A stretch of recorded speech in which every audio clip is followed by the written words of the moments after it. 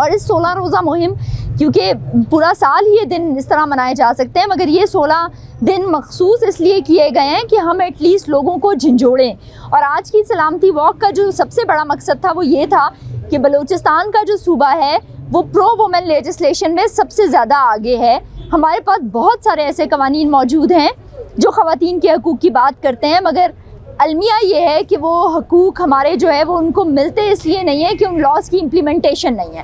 تو ہماری آج کی علامتی واک کا ایک بہت بڑا مقصد یہ بھی تھا کہ جو قانون بنے ہیں، جو بنے ہوئے ہیں، ان کو عمل پیرا جو ہے ان پہ ہونا چاہیے، اور اس پہ عمل جو ہے وہ گورنمنٹ کو کروانا چاہیے۔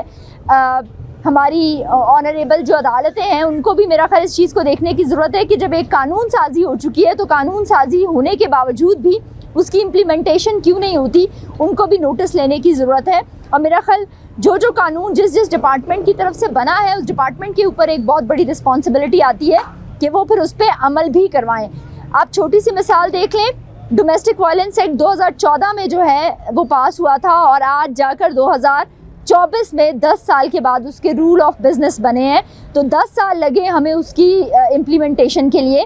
اسی طریقے سے باقی ہمارے جو لاز ہیں ان کی امپلیمنٹیشن ہمیں کہیں نظر نہیں آتی۔ تو ان 16 روزہ مہم کے اندر ہم کوشش کرتے ہیں کہ جہاں جہاں فلاز ہیں ان پہ بات بھی کریں، آگاہی مہم بھی چلائیں اور لوگوں کو اس حوالے سے اویئرنیس بھی دیں۔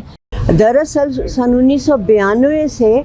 اس لیے یہ جو احتجاج ہے ریکارڈ ہوا کیونکہ اس کی ایک سیاسی بیک گراؤنڈ ہے۔ یہ احتجاج سیاست میں انسانوں پر تشدد کے خلاف جو تھا وہ عمل میں آیا،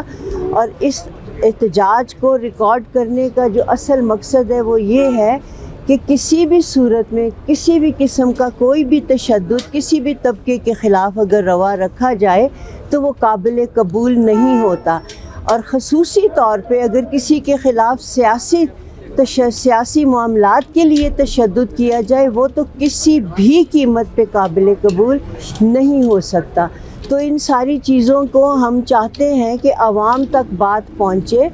کہ یہ جو 16 دن احتجاج کے ہیں ان کی وجہ کیا ہے، بنیاد کیا ہے، اور ہمارا ان کے ساتھ جو وہ ہے جڑ کے چلنا ہے وہ اس لیے ہے تاکہ کوئی آواز اٹھائے، اور پھر جو سیاسی تشدد کا ماحول پیدا ہوا ہے